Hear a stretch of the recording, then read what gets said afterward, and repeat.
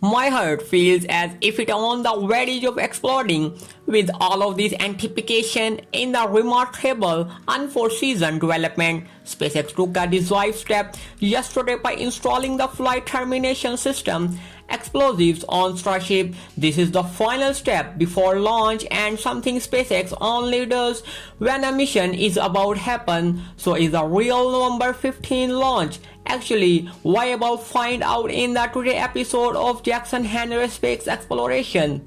On Thursday, four SpaceX workers were spotted leaving the bunkers where the explosive charge are kept towards Ship 25 and Booster 9. A zoomed-in image highlights the 1.1D class label on the back, indicating that these are indeed explosives. After reaching that conclusions, almost immediately a crew lift cried.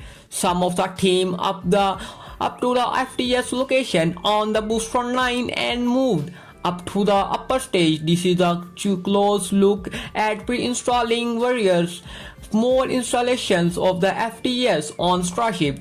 After the flight termination system on the if one failed to destroy the full stack, SpaceX upgrade the FTS on Booster 9 by adding another explosive charger to the methane tank just above the common dome. With this extra charge, SpaceX should be able to destroy the common dome and methane tank in such a way that makes both the methane and liquid oxygens, which hopefully result in a large explosives, thus destroying the entire booster. Flight termination system usually consists of a computer wired to explosive within a part of the rocket that allows for the vehicle to be quickly redesigned without causing a huge blast of igniting the remaining fuel. These may exist in very rocket license to launch. Obviously, SpaceX won't be pulling and pins until just before restart near launch day, but it is still another good sign. They are stacking for next week. This makes sense as though don't place a bunch of the explosives on a rocket when there are still months left on work. Only reason these will be installed as if SpaceX got some good news and knows it will at latest be attempting a launch within a few days or so. However, we should not be too worried about an explosives on the launch pad before launching. In fact, they are very safe and destroyers and are more sensitive, but they are not connected to the main charge concepts. Expect during the flight. May recall that in every Falcon 9 launch, we hear a call out FTS or flight termination system. Safe, this means the destroyers they are physically disconnected from the main explosive chargers. After that, no matter what happens, there are almost no chance for the main charge to detonate even if there are in a fire on board or a short circuit in a system. The destroyers themselves are quite small, and if they go off, the system is disconnected to contain the effect. But back to the Starship launch schedule. So far, there is no official public confirmation of a launch license.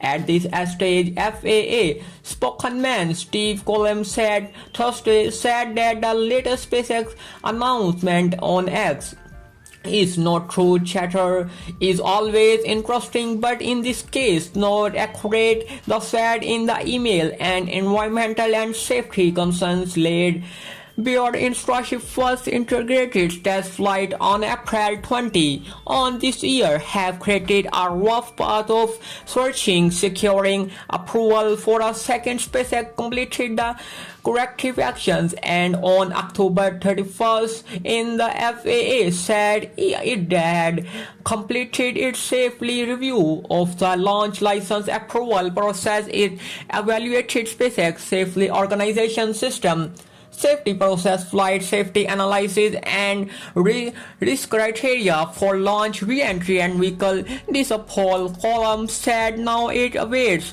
completions of the Fish and Wildlife Services environmental review of the Starship environmental impacts. The FAA is consulting with the agency on the upgrade biological assignment under the Endangered Species Act. The FAA said the Wildlife Services re-entered its consultations on October 19, and the agency has up to 135 days to issue an amended biological opinion, agency spokeswoman Duke said last month, but the Fish and Wildlife Services did not expect to take the full amount of time. The full period will take it to early March on 2024. In the email sent out on Wednesday, said the agency was still working on it over the past several weeks. The Wildlife Services and Texas Park, the Wildlife Department have been working around Starbase cleaning up debris left behind after the April launch license. Since April, SpaceX also installed a deluge system test that sprays thousands of gallons of water across the bottom of the launch pad to noise, heat, and force of the Super Heavy booster. Peak Raptor engines, state and federal aviation administration environmental officials are reviewing the impact of the deluge system that sends tons of water that being exposed to heat, chemical, and contaminants into sensitive habitats. They are home to engagement species within the next 48 hours. So we can expect to hear more information from Ethiopia SpaceX, the FAA, on possible approval and the launch date. If they have been approved for launch, then a week from now on, November 15 could be the attempt following the Starship timeline. Japanese billionaire Yokohawa announced on Thursday that their moon mission, originally scheduled from 2023, will take a little longer. Their moon was supposed to launch into space in 2023,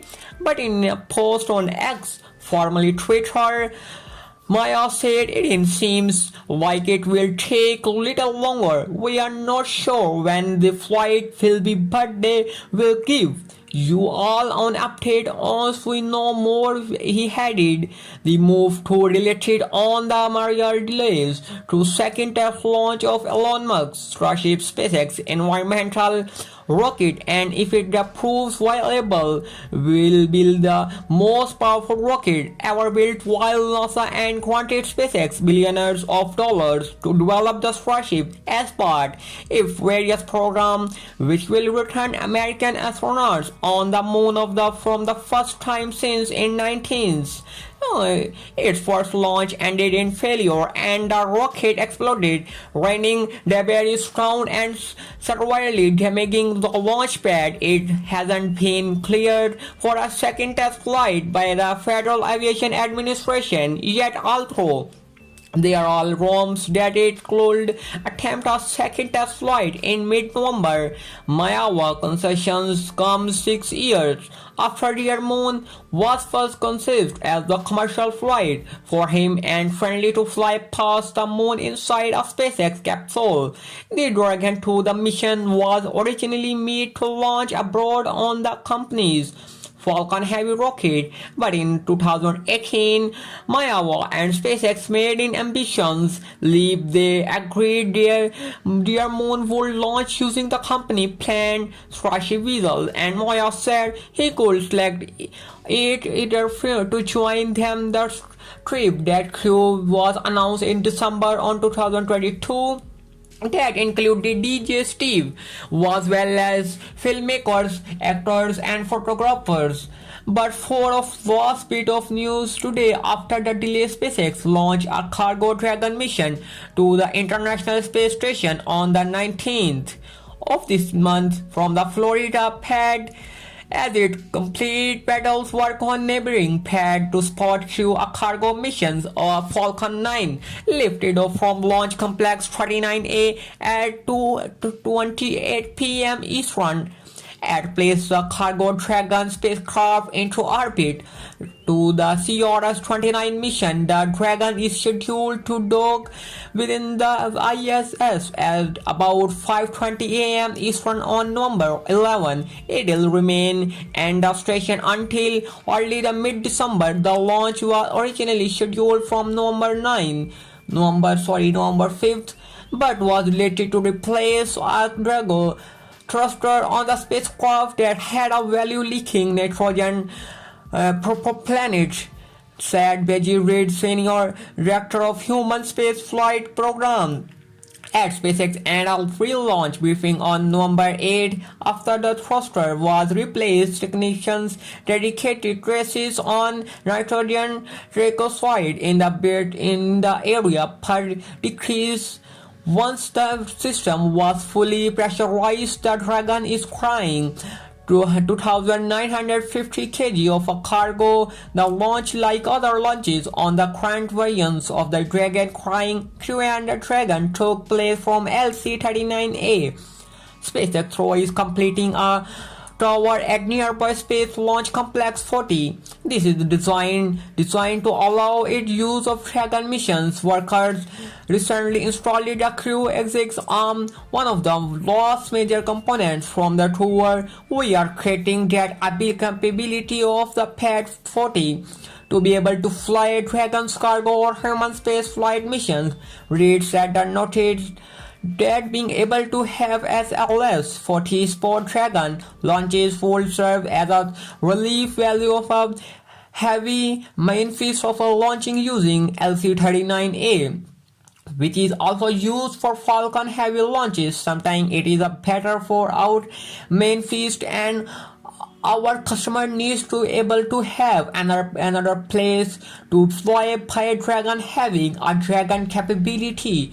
At SLS-40 also ensures that Dragon mission can continue to launch if LC-39A becomes unavailable for that expanded period for whatever reason besides hosting Falcon 9 and Falcon Heavy launches. SpaceX is building a Starship launch pad at LC-39A. The tower may be first used for an AX-3 private astronaut mission to the ISS, scheduled to launch in early January. Launching AX-3 from SOC-40 would allow LC-39A to be used for the M1 launcher lander mission launch as soon as January 12, which must launch from that pad because it is set up to fuel the lander just before launch. Well, folks, that's about it for today's episode. Thank you so much today, and if you support you like to your channel even further, you can go ahead and top on over to Patreon. Sign up to become a Patreon today through the link in description below, and you will again access to exclusive content. Sounds right well in the case. We still appreciate your channel and passion your space exploration, always in the hand of space exploration. And until next time, keep looking up.